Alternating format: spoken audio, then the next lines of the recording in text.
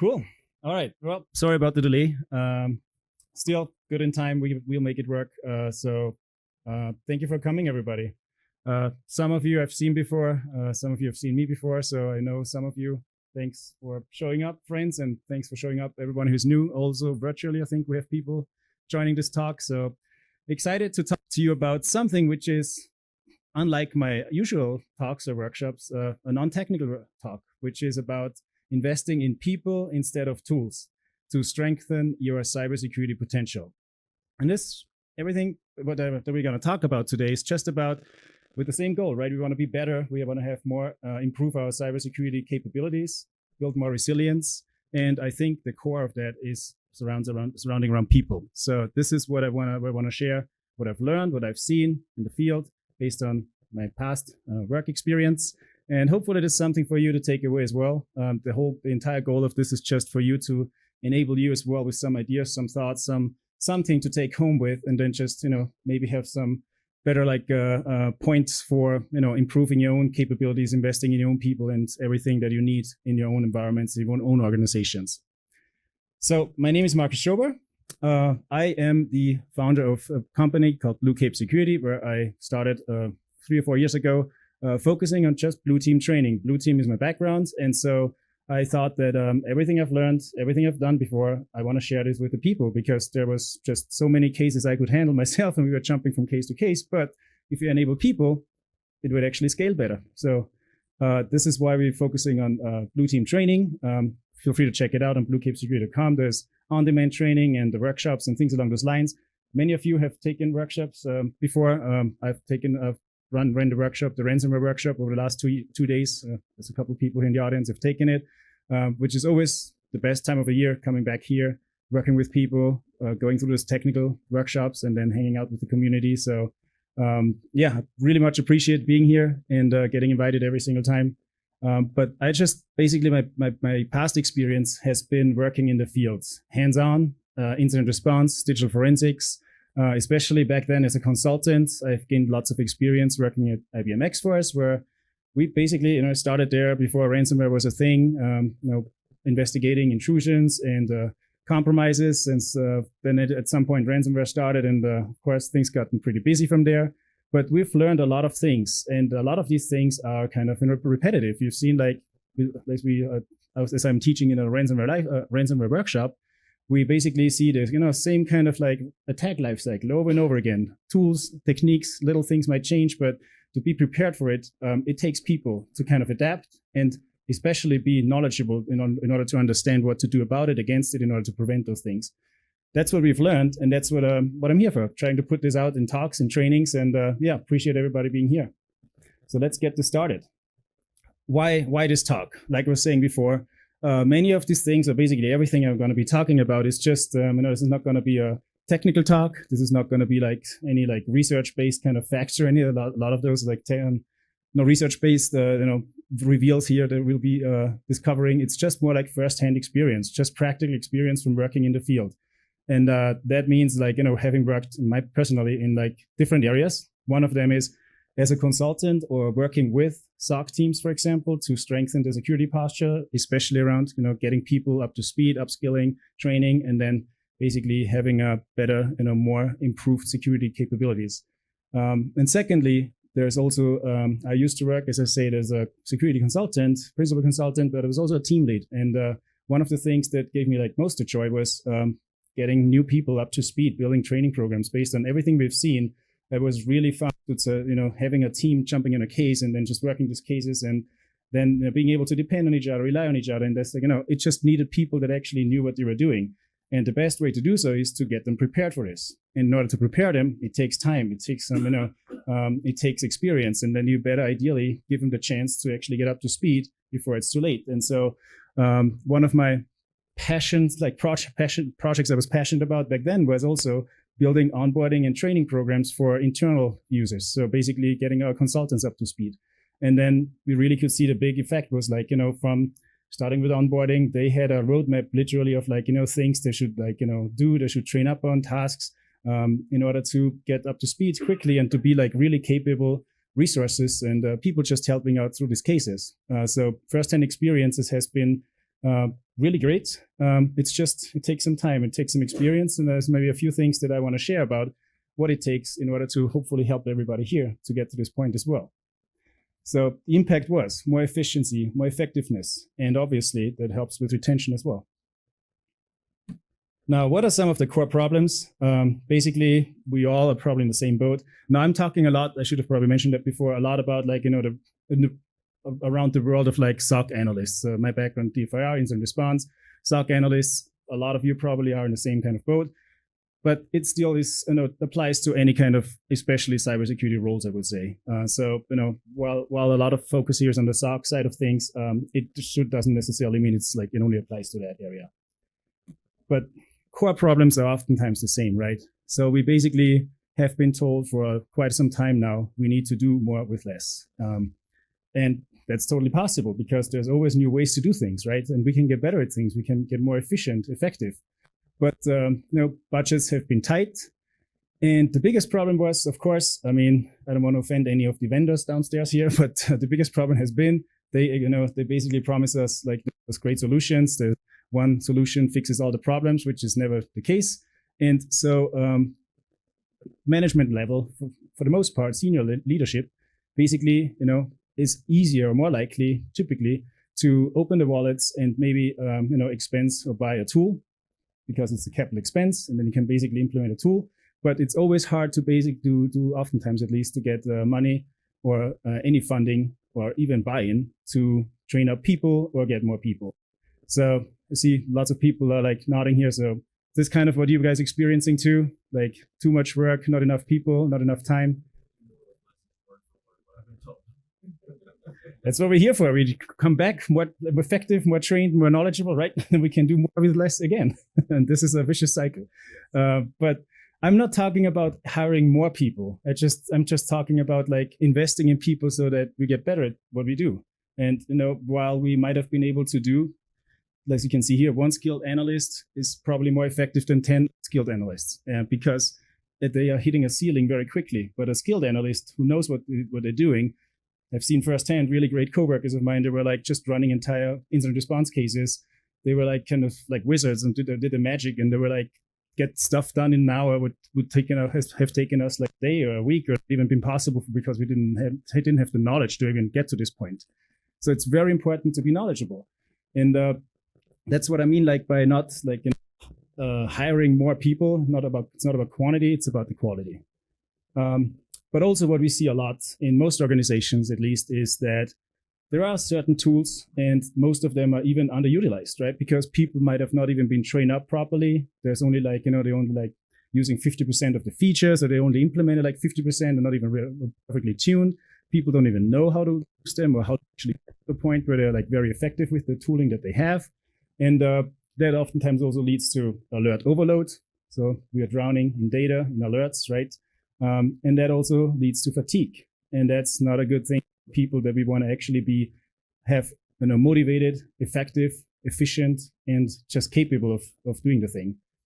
And what we're seeing a lot too is now with all these tools that are out there, lots of people are kind of developing a tool-first mindset. So you're basically getting used to the tool. The tool is giving you what you kind of know, and that's about it. But really, this is an abstracted layer of the kind of information that you should actually know about, right? The tool shouldn't be your shouldn't be the only truth, right? It shouldn't be the only source of truth. It should actually be you knowing what's going on under the hood, and then a tool should be the one making your life easier to maybe, respond to a certain incident, investigate alerts, investigate data, things along those lines. But if you have only been trained up on tools and never on what the actual fundamentals are underneath, then you probably not able to get there. So, and oftentimes tools are missing the context, right? So it takes a human to actually understand what's going on under the hood. And classic example is, for example, I've had a discussion with somebody, one of their clients. There was I think it was a ransomware alert in the Defender portal or something. And it was ransomware is hitting you or through network. There was some network traffic associated with ransomware. And we just got down to the alert, and it was high risk or high severity and all these kinds of things. And there was basically people freaking out. And really what's going on was just some probing from the outset. It was SYN packets being sent that were associated with a bad IP. and it was called a ransomware alert. But there was like just probing, and analysts were freaking out, and then it took like an experienced person to drill down, put aside those tools, and just get under the hood of this problem and just figure out kind of what the context was, putting the data together, and then all of a sudden turns out, well, it's not something that bad, or at least not as bad as it sounds like. So that's what I mean by context and critical thinking. Just don't trust the tools. Just know what you're doing, know what you should be knowing, and then use the tools to enable you. Which is why here's a classic example of today's SOC environment. We have a lot of things, right? Just even as a SOC analyst, we are these days supposed to be specialists and generalists, right? We are supposed to be the ones who see the bad stuff in a network environment that many of us have never even had IT admin backgrounds. And then we just jump into an environment, and all of a sudden they are asking you what's wrong with the environment, right? Or what's going on in there. So it's like, well, that's kind of hard to figure out. And then you have to be an expert. And as you can see here, a really nice overview about the today's SOC environments, where you're dealing with endpoint telemetry, we're dealing with network telemetry, with identity management, with email compromises, and so many web application layers, web applications out there with all kinds of different logs and kinks that are just throwing alerts at us. And then you're supposed to process the data, and then you're supposed to build detections around it, and threat hunting, and analytics, and perform incident response and reports. And that's a lot of kind of stuff, right? Ideally, you have specialized people with specialized skills for many of these tasks. But many times, especially for people here that are working for a smaller organization, probably know you're a jack of all trades, right? You're supposed to do it all, even more so with less budget. So that leads to, of course, tool acquisition challenges. You sometimes get a budget approved for a tool, you throw it out there. Ideally, it gets onboarded well and nicely integrated, but oftentimes that's not always the case. And those are mostly those point solutions that don't even talk to each other so oftentimes. Then we have the utilization barriers. Like I was saying before, people are oftentimes not, there's a lack of training, not trained up on this tool, and not even maximizing the tool, the usage or the capabilities that the tool could actually provide them with. You really can do more with less if you drill down on existing tooling and actually maximize the use of the existing tools rather than throwing more tools at certain problems. And so and how we'll talk about that in a little bit. So it's really important to close the gap, right, between acquisition and utilization of tools, because that really maximizes the return on investment, and improves the productivity. But this is like a traditional SOC overview. And the blog where I got this image from, actually, it's called softwareanalyst.substack.com. It's a really great blog, which is actually more talking about today's usage or integration of AI into modern SOCs, but it also helps us a lot for the purpose of our talk, because you can see here, all of a sudden, and this is not going to be an AI-based talk, but it's just showing that, all of a sudden you have all these point solutions, right? You're supposed to focus on so many different layers within your SOC environment, and then there's a million different types of solutions out there that are, first of all, expensive, and secondly, hard to manage, hard to maintain, and then you're supposed to own it to basically maximize the use and get the most out of this, automate things, and integrate nowadays with AI and stuff like that. You don't even know anymore, what's hype, what's real, what's not, what's usable, what's not. So that's kind of where we're heading. But to kind of conclude this picture, it looks like it might be getting even more complex, right? Complexity is not always a good thing, but of course, there are certain pros and cons that come with it. But this is the future SOC architecture that they are pointing out here, where you can see you still have all the security tooling and all the telemetry that comes in. But now there's in the future, there's probably the amount of data and telemetry and everything is growing. But now they have, you have to think about how to, from a data analytical perspective, how to process everything. So there might be a data fabric and a digestion layer right here, where you can see there's a data pipeline, and then there's threat intel feeds that are enriching the information. And then it might actually get, prompted, it might prompt the analyst in a SIM or in a EDR, in XDR, or whatever kind of pane of glass you're using for processing the data, for analyzing the data. It might be correlated with a bunch of other tools. And then somewhere in there, there's still a human, you can see here, human SOC analyst with all the automation on top of it. Too close, I guess. Stay away from the speaker. Okay. Use your mouse here. Yeah, there's a mouse. Okay, well, the SOC analyst is still supposed to be, the one orchestrating or managing this. Like the human layer will never be replaced after all. This is kind of what the whole point of this blog post is about, but also what I want to show that the complexity just increases, but we're still gonna need people and humans to actually operate this. Might be less of them, but the problem with that is it leads to challenges, right? And this is like now the human side of things. All this kind of information, all the kinds of, jack of all trades, but also being specialist in many things is leading to fatigue, right? And especially when you're getting swamped with alerts, alert fatigue. Lack of experience because there's no time for proper training, for proper onboarding. But sometimes it helps to take a step back in order to move forward 2 steps. There's a lack of career advancement sometimes. People are so stuck in their roles that nobody really oftentimes thinks, what's going to happen after 2 years, after 5 years of doing this. Am I still going to be doing this, or is there any career growth opportunities from there on out? Unclear skill development path. So what's next? Where can you train up? What are you supposed to be know? What are you supposed to know based on what your roles are, what your opportunities are? Evolving threat landscape. Everybody likes to throw this term out there, but yes, things change sometimes. I mean, not everything is like constantly changing, but certain tactics, techniques, ways of how things, applications we are dealing with that are being exploited. That's just they come and go. So we need some adaptability and flexibility. Tooling and maintenance issues. Biggest problem that we see with tools overall. Once everything is implemented, and I used to work for one of the very first security orchestration and automation vendors as a consultant implementing these kind of tools, but firsthand learning that the maintenance and management of that kind of automation stuff is like extremely hard. So, once you get something implemented, which is hard to get to, continue to use it and manage it and maintain it is even harder. So, that's oftentimes a problem where you actually need people and resources for it as well. And that leads to ineffective SOC capabilities, or basically just your overall security capabilities, like not utilized in the most effective way.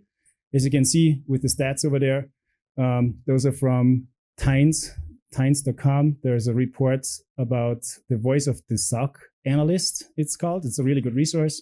Recommend checking it out, especially in the context of this talk.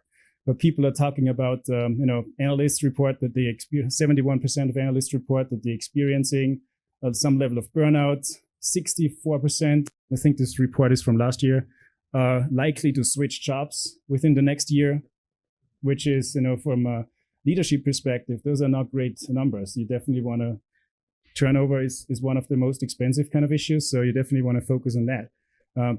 Only 38% view regular training as essential for retention and keeping pace with threats. Like that's not a lot. And 64% and more than half the time on tedious manual tasks. And I think this is actually leading more to burnout than a lot of other things, right? If you do the same tedious manual tasks over and over and over again, and you don't get anything exciting or challenging, probably more likely to lead to burnout than like too much exciting work to do, right? This is if at least you like what you're doing.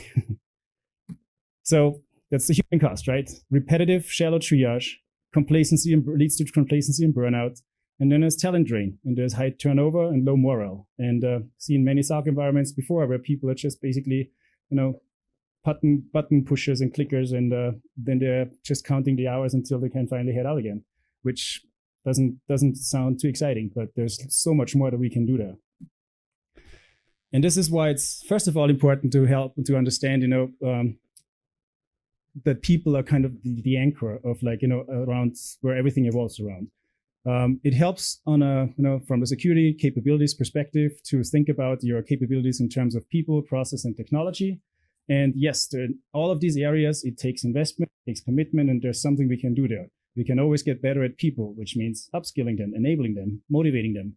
We can get better at processes, improving our processes. We can get better with technology, of course. There's always a good use of technology is never a bad idea, but just the right one and the right investments. But first of all, it's the people that are responsible for maximizing the usage of technology and then streamlining processes and honing their skills to identify and address threats.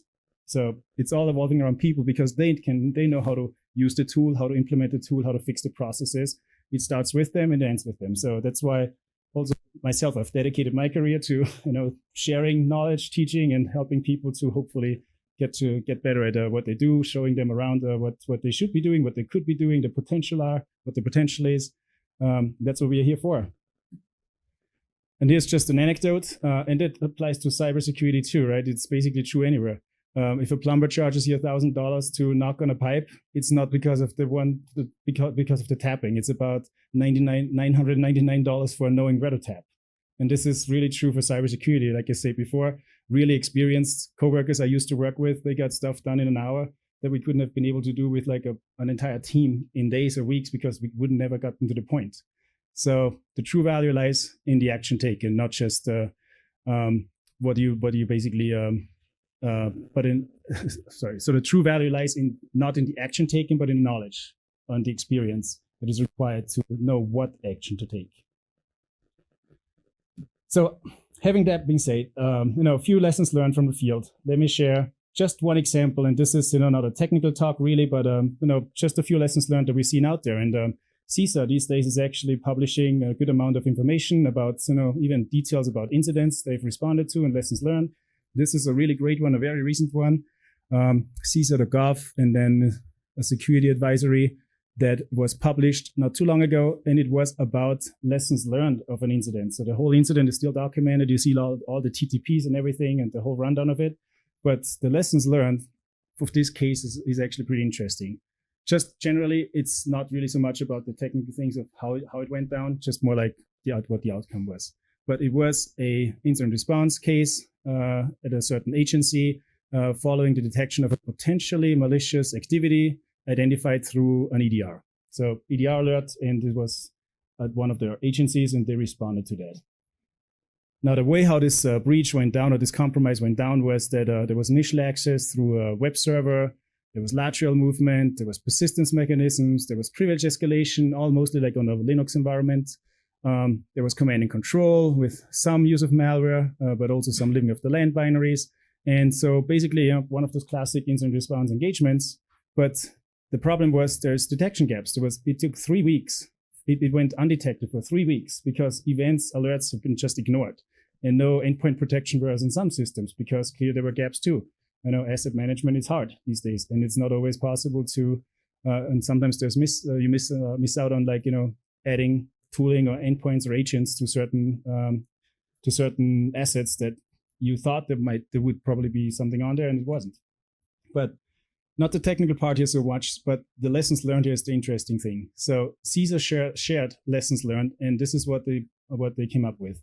First of all, vulnerabilities were not promptly remediated, which is also kind of a human problem. But vulnerability management, we all know how critical it is these days and how tough it is these days. That's its own kind of thing, but it takes people, of course, to also establish these kind of processes. The agency that was compromised did not test or exercise their incident response plan, and then it did not really go well. They didn't know how to enable the third parties and grant the third parties access to the necessary resources. And this is what I've seen so many times firsthand. We know, we do tabletops and you practice on how, who you would pull in and when and how, ideally at least. And then once they're there, the big problem is then, when time is of essence, how do they get access? Who gets access? How do you provide them with access to the resources? Can you provide them with the data collections that they need to see in order to perform those forensic analysis, for example? And as a consultant, I've seen it firsthand where it has taken organizations days to get us the data we need while there was an active ransomware threat actor in the environment. And it just took them days to get us the data we needed in order to then be effectively able to analyze and respond to it. So, these kind of processes are often something that you only figure out once it's kind of tested in the real world. And then also the EDR alerts were not continuously reviewed, and some public-facing systems lacked endpoint protections. Again, another human resources problem, first of all, because somebody missed out or wasn't even adequate. It wasn't the SOC wasn't adequately staffed, or the process wasn't really of going well, where alerts weren't continuously monitored and responded to in a timely fashion. So lots of ways of how these things can go down, and lots of especially lessons learned are always very interesting for us. One other case that I have seen in my past that I wanted to point out here was that is another ransomware case. And this shows exactly what happens if you don't invest and train up your people. An entire, I think it's more like a Fortune 1000 company or so, went down offline, ransomware for several weeks, couldn't operate because it was back, in 2019 or so, because of the second round of getting hit by ransomware within 6 months. And they had to rebuild from scratch again. And it was like a Fortune, probably a 1000 company. And the problem there was the second time, and this is the second breach, the second time was they did implement EDR. They did have one of those top 2 EDR vendors out there. And they actually just got a little cheap on the managing side of things. So they outsourced their management of the detection response, so MDR services, to overseas, to something they haven't seen before, tested before. And there was like really, really untrained people, and they did not know what they were looking at. And so the alerts, the EDR was popping up, everything was there. Everything was like, clearly signs of like something is compromised. There's like, this EDR tool was already taking action on things, but these analysts weren't properly trained, and they just basically flagged this as a false positive to allow to basically make the EDR shut down and allow the threat from continuing from there. And it was just because they didn't know that something malicious could run out of app data /local/temp, because so many things run out of there. So they basically thought this is what is normal, what normal looks like. Just a clear gap of like, skills and training as well, which is why, again, it's important to have not the quantity, but a quality of resources and people. So quick thing. So I wanted to bring up in this context here was that, one way of how I've worked with a SOC company, a SOC team before, to transform them from like, really basics to actually getting up to speed within like, took us 2 or 3 years working together to get them up to speed to a really like kind of advanced level at this point, I would say. And there's probably some kind of information overload here, but this is kind of what we came up with. So we built a maturity level. We were like, okay, there's lots of basics here. A classic example of like people in the SOC just clicking the same buttons every day in and out, and they didn't even know much about what the other options, possibilities are working in the SOC. They didn't even have any forensic abilities. They never knew what threat hunting was about. They never knew what like so many different other kind of capabilities that you should ideally have in an advanced SOC that is even possible. So we got together with the CISO, and we came up with a training plan. And then the first things first was like, well, we need to first even like, not just technically, but also mentally prepare them, right? We need to get them excited. They didn't even want to take training for the most part, because these people have been in there for like years doing the same thing in and out. So how do you get them out of this mindset? So the first thing was, okay, they were like, let them try to get them master the basics. They were currently working in like, siloed operations. Underutilization of tools was like the main problem. They were just clicking on the same kind of dashboard in and out, and they're not doing anything around that. There was not much experience, skills gaps, process gaps, obviously. So first of all, we had to train them up. We came up with like a program to just train them up to like create awareness of everything they should be knowing, everything they should be seeing. And that basically needed us to take a step back, start with the fundamentals, so that you can then actually specialize later on. And that actually got them kind of excited. So we did some frequent workshops, and we kind of built a program around those workshops so that they frequently got in there and just trained up on their own time, and sometimes together. And then they learned about new tools. They learned about new ways of how to do things. And then the second part went from crawl to walk was actually really cool, because then they actually took what they learned and tried to implement it in their own environment, in their own production environments, right? They all of a sudden started to implement a tool like Velociraptor to have a really consistent process of how to do data collections when it's needed. They did not have any ways of doing that. And so they had like a dedicated person that was actually setting it up, and all of a sudden they were capable of doing that. The next thing was, they've got more practical experience. They basically fixed lots of process gaps. They were talking to each other again, collaborating.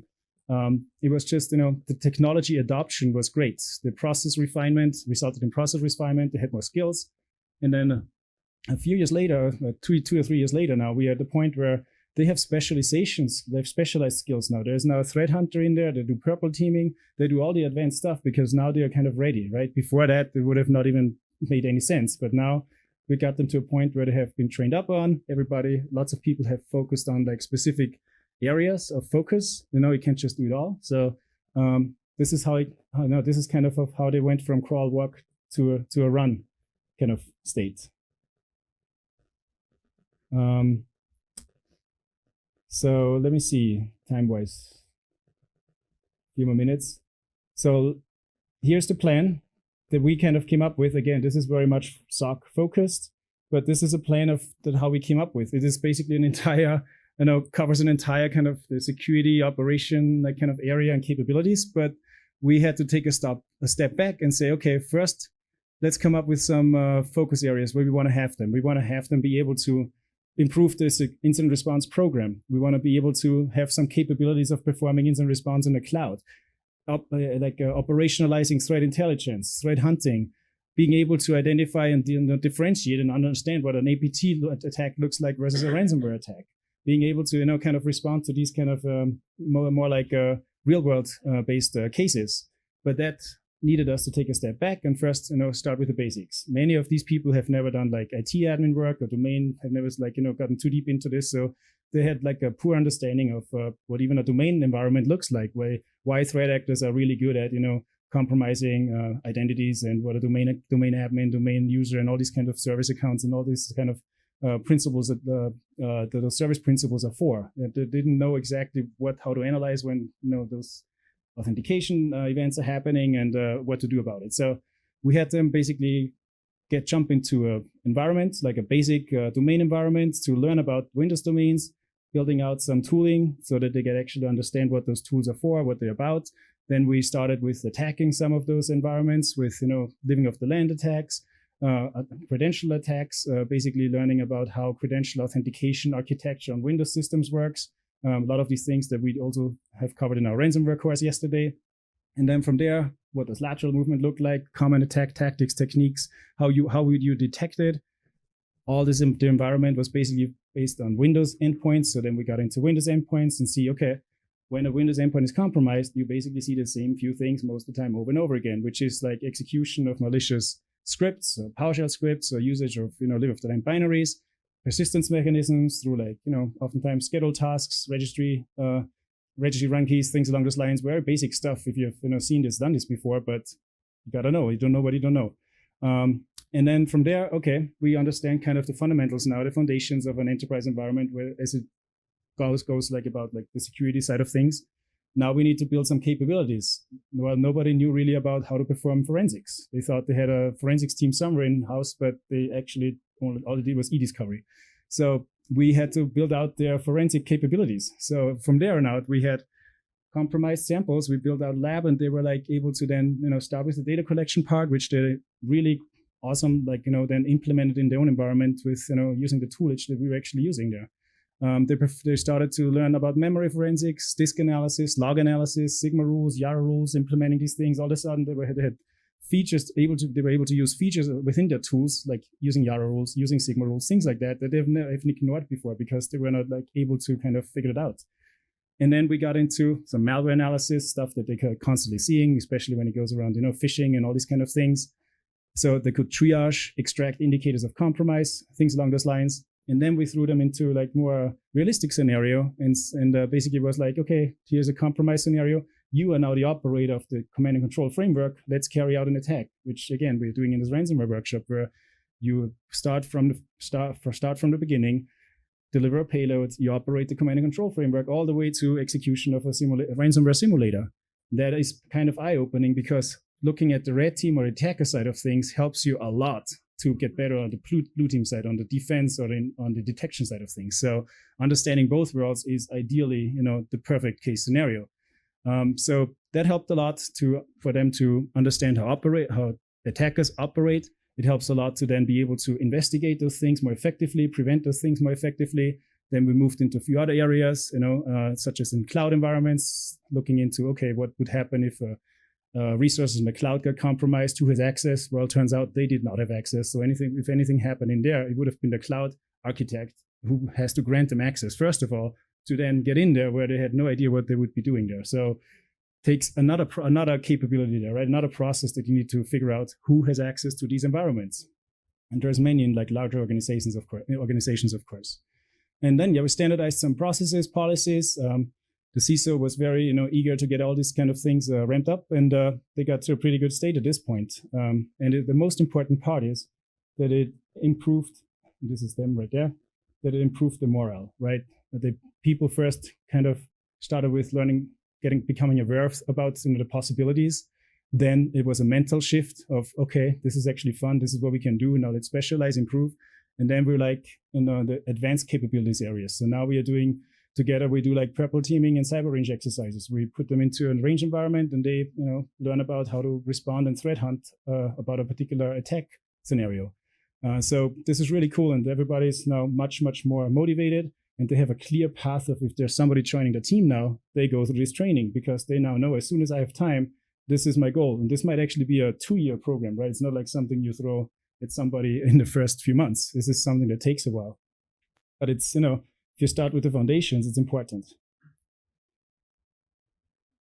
All right, so how can you go about this? You have seen my program. This is really this program was really much built on like the SOC analyst side of things. Of course, could probably be something that could apply to many of you here in the room. But if in general, like those how to build up capabilities, this is what I would suggest. This is kind of what we did as well. We took a step back and we basically sat together and we're trying to identify where we want to go, where we want to head, right? What should our capabilities be like? What are the resources that we have? What are the goals? And then we kind of map it out. And then from there, we developed and implemented a training plan, which was basically this training roadmap that you saw earlier, which is just all these technical things, all the technical steps that they are supposed to be learning throughout the career or the first few years of their career. And very important, an effective onboarding program as well, because, many times I've seen organizations throwing new people in front of like a sim, and then it's more like good luck and deal with the same kind of stuff day in and day out. And a year later, they're still clicking the same buttons. And maybe they get to go to do a SANS training once a year to spend $10,000 there. Then they go back and do the same thing over and over again. So if you just learn about something, this is learn, and then it's the practical part, right? You can learn about a lot of things. SANS trainings are great. These trainings here are great. But you need to have time to later on go back, practice it, and operationalize it, right? Because otherwise, it's great that we know about it, but it doesn't really do anything for the organization. So a very highly important for me, most important part actually is always onboarding. First of all, people are motivated still, right? So it's easy to just get them up to speed there. You don't want to, kind of have them join and all of a sudden there's like, some desperation sets in because they're kind of overwhelmed, don't know what to do. Nobody cares about the career development. And in the beginning, you really, are motivated to see, okay, in next year, I want to be here. In 2 years, I want to be there. In 5 years, I can this and that. So focus on the development, on implementing training roadmaps, onboarding programs, focus on getting up to speed with fundamentals, then into like specializations even. And then later the outcomes will benefit from it, right? You have measurable outcomes because you can see how people developed and progressed throughout their last weeks, months, years. You have consistent skills and results. So, if there's turnover, at least you know what you can expect from people at some point. And there's a clear career progression. Like I said before, this is, of course, for everybody important, right? They want to know where they're heading. They want to know what the options are and what the possibilities are there. And there's guidance, right? There's consistent ways of everybody's getting the same kind of training, the same kind of help and guided way of improving their skills. I have a question over there, yeah. So we have a question here. How have you handled silos and re-engaged analysts to reinvest themselves into the fundamentals when they've already distanced themselves from it and escaped into their different specializations?